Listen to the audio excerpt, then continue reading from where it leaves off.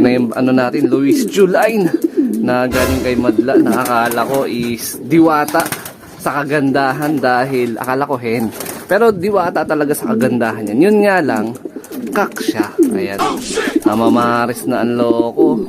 Kaya lang, lugon pa yung leeg eh. Ayan oh. Grabe, wedding line. Luis Chuboy oh. Angas oh.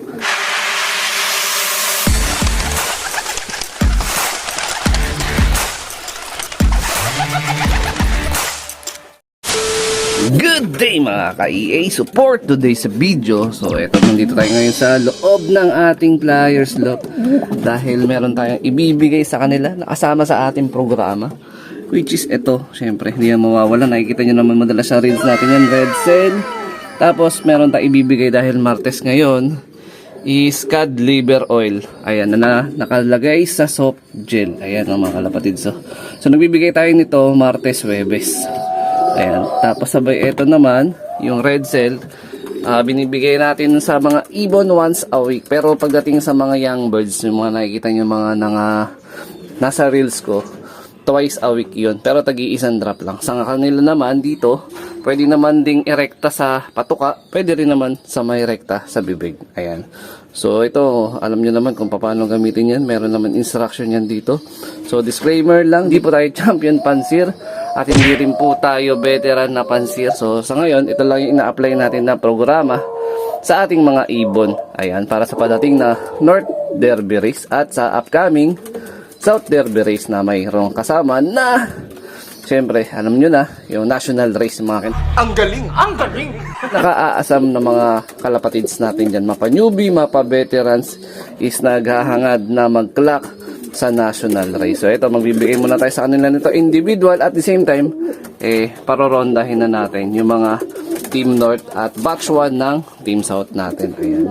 Yung batch 1 ng Team South natin, hindi pa ganun 100% molt. Pero after nito, ayan, makikita nyo na yung tunay na ganda ng ating mga ibon. Kagaya nito, nakulay pula na to, na napagkamulan ko na naman na hen. At yun pala is cock din. Ayan, nagmana siya dun sa tatay niya, si Red Batusay. Ang nanay nito, yung sumalangit nawa nung national race natin na si Miss Puyo, na sa ngayon is nasa Palawan na. Ayan, meron na nangangalaga na iba. Ayan, shout out dun sa nakahuli. I mean, sa nakabili dun sa ibon natin na napadpad ng Palawan. Ayan, shout out sa'yo. Magandang umaga. Ito naman yung mga bees naman natin ng mga ibon. Ayan oh, kita nyo naman, puting-puti na yung ilong. Tapos ang kinis na ng balahibo. The rest, medyo alanganin pa. Ayan. So, nasan na mga ba iba nating ibon? Tama po ba yun? Ito yung bagong naka-territorial dito sa ating Widowwood Box. Ayan, yung minomotivate natin na si Japan Dagit. So, nakaraan na training, di na tayo nakapag-vlog, is kumabig na pakaliwa yung pinakabitaw ng karera. I mean, nung training. From DRT pa right turn, nag-insiste. Kumabig pa kaliwa na kasi doon naman talaga possible yung magiging ruta ng training at the same time nung mismong derby. Pero sabi naman ng club president namin, after 2 weeks magkakaroon daw ng approval sa part ng kanan, pero tentative pa. Pero ganun pa man, kahit saan man yan, mapakaliwa, mapakanan, basta mayroong karera, mayroong derby, dun tayo. Ayan, sunod lang tayo sa Agos. So ito na nga yung minomotivate natin noong nakaraan. Sumali tayo sa pooling, Balagtas, Bulacan. Maganda sana yung speed niya. Ang problema, hanggang tagal niyan tumambay. Kaya hindi na ako nag-vlog. Hindi ko na din nire-diretso yung vlog. Inano ko na. Pinutol ko na lang. Hindi ko na in-upload. Kaya nag-reels na lang tayo. A few moments later.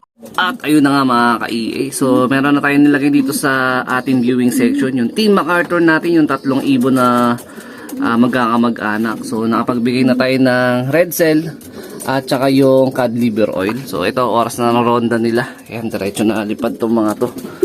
Time check natin. Ano oras na ba? 6:45. Ayan, 6:45 AM. Paano tayo? Oops! Kabog-kabog! 75 years later. Time check, 7:39. So may bumaba na isa. So tagal din nilang tumambay sa poste.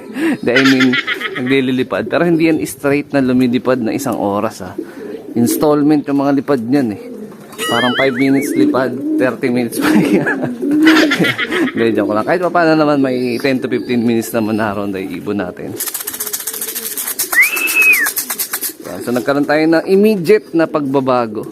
So dahil nga dun sa mga ibon natin sa stock bird section dito sa ilalim, yung iba parang tingin ko gusto na rin lang lumipad. So for the meantime, nilagay muna natin sila.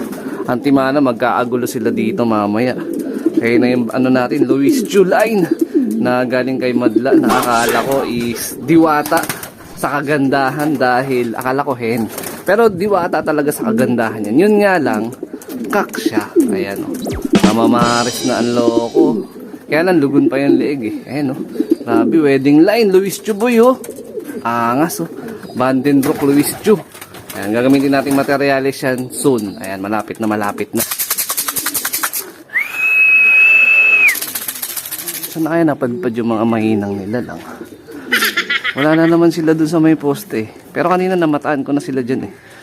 So malamang rumonda ng pangalawang batch yung mga ibon natin. So ngayon, habang wala pa yung mga wires natin, meron tayo ditong gagawin.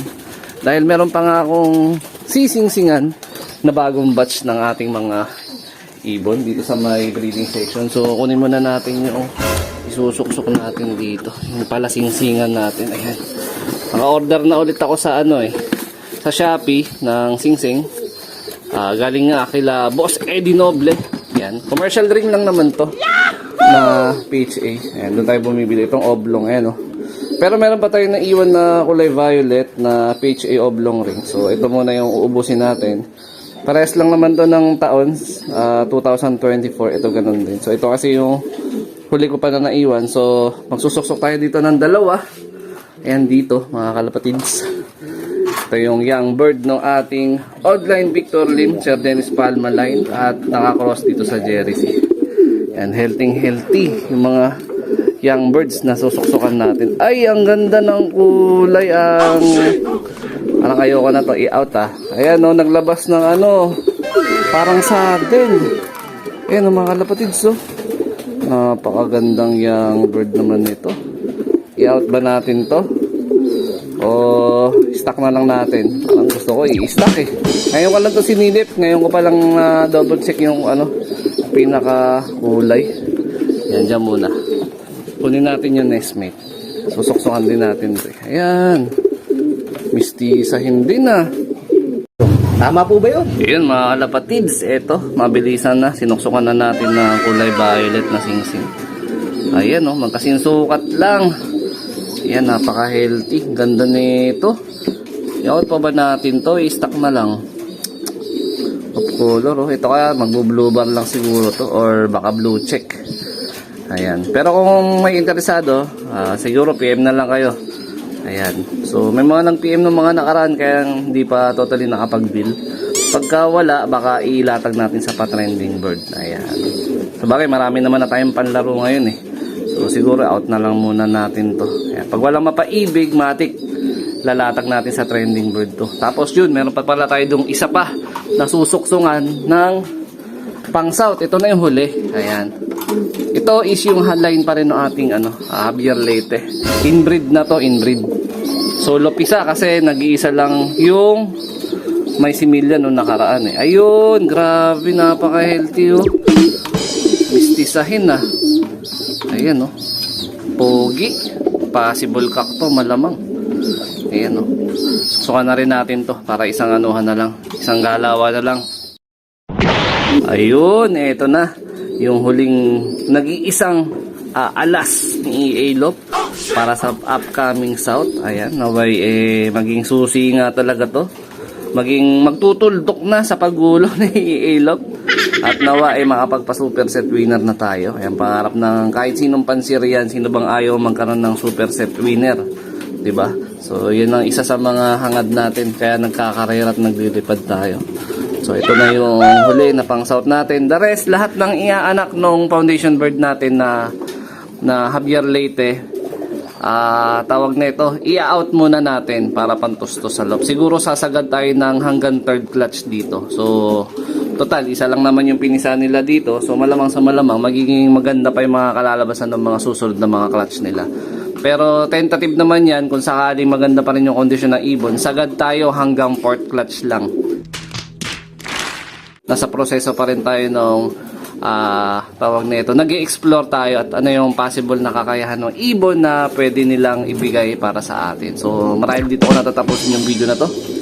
Shoutout sa mga solid supporter natin dyan. Siyempre huwag kalimutan mag-like, comment, and share.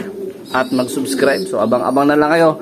Automatic nagpo-post naman tayo sa Facebook page kung meron na mga tayong mga available na mga for out na ibon. So sa ngayon, yung dalawa muna na nandun, yung sinuksukan natin ng una, yun yung pang out natin. So ingat mga alapatids. Keep safe.